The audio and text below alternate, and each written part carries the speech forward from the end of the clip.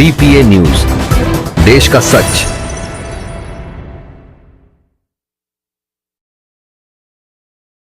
उत्तर प्रदेश के जनपद कानपुर देहात में एक ऐसा मामला सामने आया जहां पर गरीब किसानों को सोसाइटी के सचिव के द्वारा किसान क्रेडिट कार्ड लोन दिलाया जाता है। साथ ही लोन की रकम जमा करने के नाम पर उनसे अधिक धनराशि की वसूली सचिव के द्वारा की जाती है।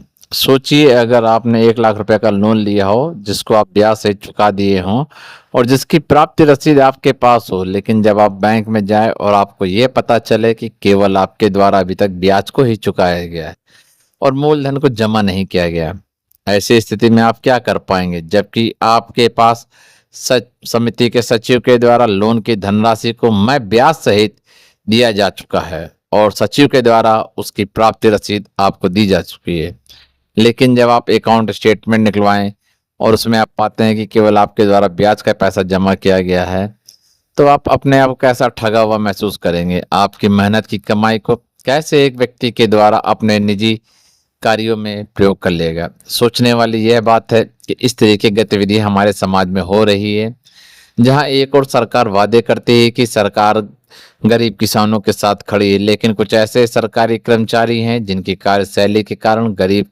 मजबूर किसान को अपने जीवन में आत्महत्या तक करनी पड़ जाती है, क्योंकि लोन लेके ना चुका पाने के कारण उनके पास इसके अलावा और कोई रास्ता नहीं बचता है।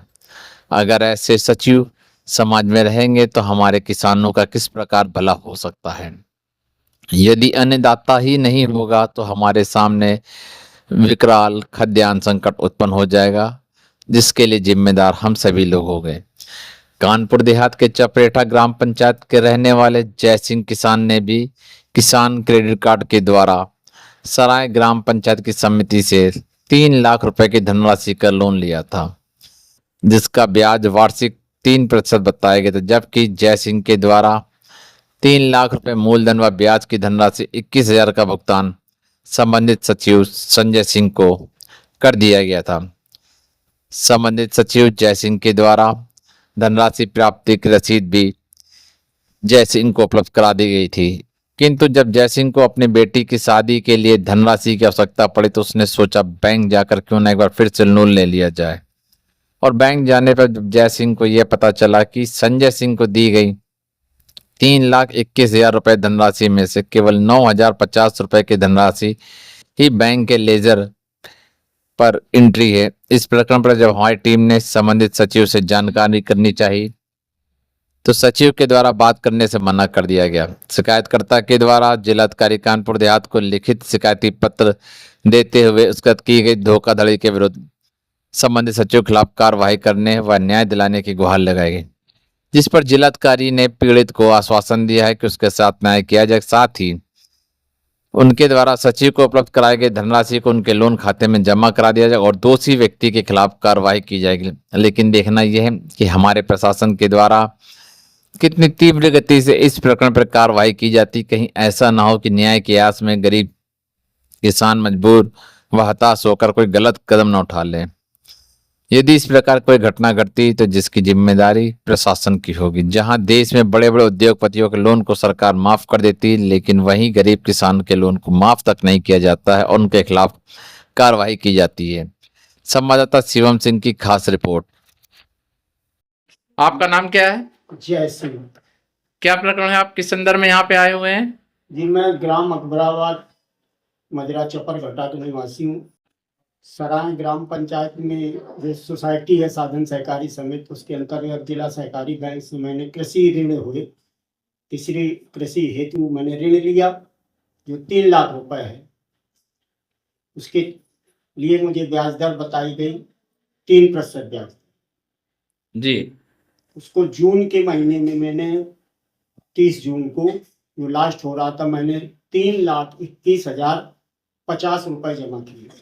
अच्छा। जिसकी मुझे सचिव द्वारा श्री संजय कुमार द्वारा मुझे रसीद दे दी गई। लेकिन कुछ समय बाद मैंने उनसे जब स्टेटमेंट मांगा कि मुझे स्टेटमेंट दीजिए जो धन मैंने जमा किया है तो मुझे फुसलाते रहे। तो मैंने बैंक जाके जब वहाँ मैनेजर से जानकारी की कि हमारा स्टेटमेंट दे दीजिए, हाँ हमें दिखा दीजिए कितना पैसा मेरा जमा हुआ है। तो उन्होंने हमको दिखाया जिसमें केवल 9,050 रुपए अंकित थे लेजर में। तो इसका तो इसका मतलब ये है कि आपके द्वारा जो 21,000 रुपये धनराशि जमा की गई थी उसको सचिव के द्वारा ना पूरा जमा किया गया, केवल 9,000 रुपये 50 रुपये जी केवल जमा 9,050 रुपए ही उसमें जमा दिखा, बाकी धनराशि हमारी सब गबन कर ली। तो मैनेजर का क्या कहना था इस बारे में? मैनेजर ने कहा कि ठीक है हम इसको देखेंगे, उनसे बात करेंगे, उनके खिलाफ कार्रवाई करेंगे। आपके सचिव से बात हुई इस बारे में, जयसिंह से?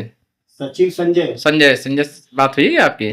संजय से बात हुई, उन्होंने कोई जवाब ही नहीं दिया उस टाइप का, बोले मिलेंगे बताएंगे। तो आज आपने डीएम साहब के जो ज्ञापन दिया है जी तो आप क्या चाहते हैं कि डीएम साहब कोई कार्रवाई करे उस पर? इस तरह आपके साथ कई और व्यक्ति होंगे जिनमें इस तरह की धोखाधड़ी हुई होगी। हमारे जैसे हमें तो लग रहा है सैकड़ों लोगों के साथ ऐसी धोखाधड़ी इन्होंने की होगी। क्योंकि मुझे मैं बाहर प्राइवेट नौकरी करता हूँ, बच्चे पढ़ रहे हैं, मैं परेशान हूँ। थोड़ी बहुत खेती बाड़ी और इतना धन थोड़ी बहुत की बात हो तो आदमी एक तरह वो करे। 3,21,000 हमसे जमा कराया, वहाँ केवल 9,000 दिखा रहा है, 9,050। इनके खिलाफ कार्रवाई की जाए।